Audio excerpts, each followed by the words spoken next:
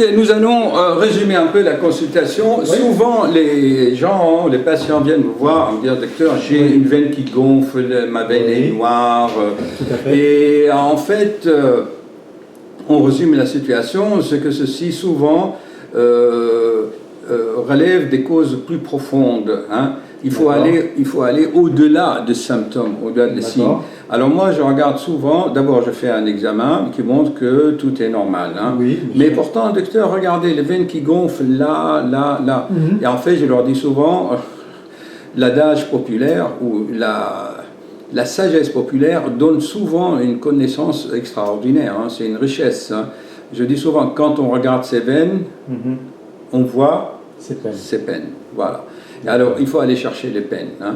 Et comme quand on a des peines, on est stressé, on respire mal et on inverse la mécanique respiratoire. On respire par le thorax, par la poitrine, au lieu de respirer par le plexus solaire, par le ventre.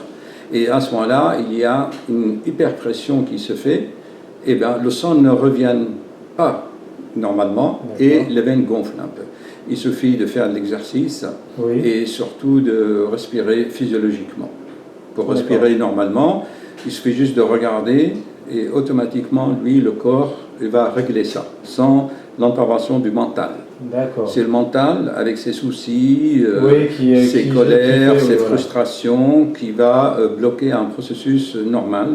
Et alors que l'animal, lui, il fait spontanément. Vous observez les chiens, comment ils respirent, ou les autres, ils respirent calmement. Et pour cela, je pense que les arts martiaux japonais apportent beaucoup. Hein. Surtout, par exemple, le kung-fu. Hein.